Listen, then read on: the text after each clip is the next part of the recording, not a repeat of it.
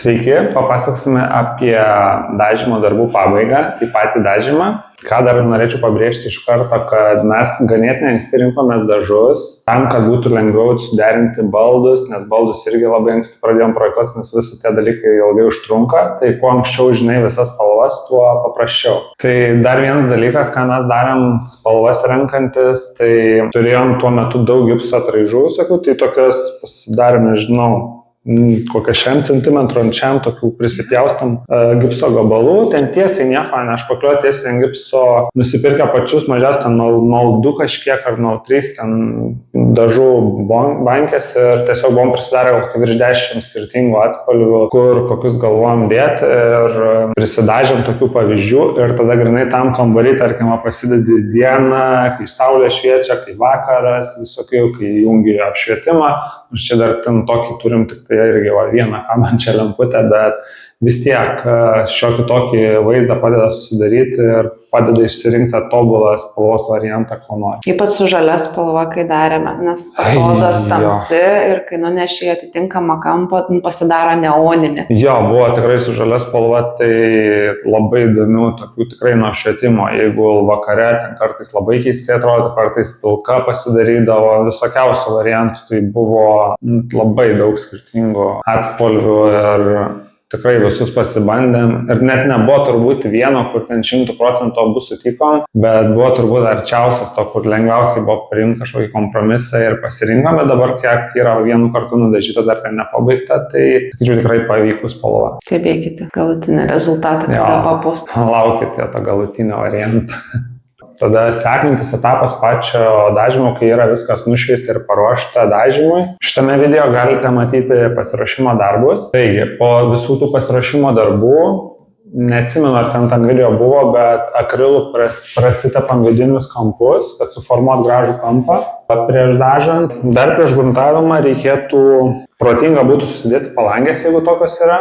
Tam reikia padaryti dėl to, kad po to lieka čia ta vieta labai tokia netvarkinga, būna vis tiek ir reikia ją geriausiai vienu kartu irgi viską pasiruošti, nudažyti, dar kažkokį lipnybos tabiškį. Tiesiog vienu kartu geriau būtų iškart turėti palangę, ją apsiklijuoti ir tada tęsti čia visus darbus. Toliau sekantis žingsnis tai buvo gruntavimas, tai naudojom gruntinius dažus, įsitepėm sienas ir lubas. Dar ką pamiršau paminėti, tai nugruntavus būna, kai sušveiti ir jeigu būna kučių, tokių dabučių mažų, tai tas dulkės sulenda į akutes ir tu jų nematai, kai tikrini, kad jos yra. Ir kai nugruntuoji, tai su gruntu taip, kaip jos ir išsivalo ir lieka tada pilna kučių. Ta prasme, nepilna, ten būna kitą kartą, kur storiau špakliaus buvo ar kažko.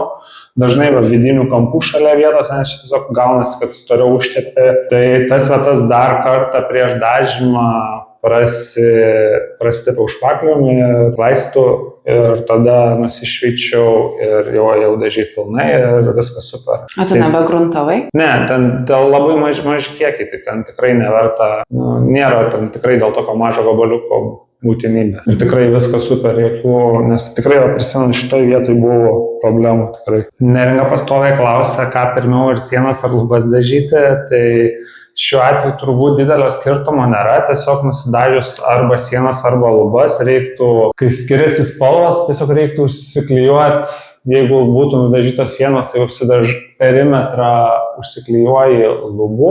Man atrodo, aš taip ir dariau, dabar net irgi pats dvejoju, kuri pirmiau dariau. Tai užsiklijuoji lubas, tarkim, jeigu pirmą sieną. Man atrodo, tu pirmiau sienas ir po to lubas. Galbūt, tai nesvarbu. Tai jeigu pirmą nusidažom, tarkim, sienas, tai tada prieš dažant lubas perimetrą išsiklijuoji juostą.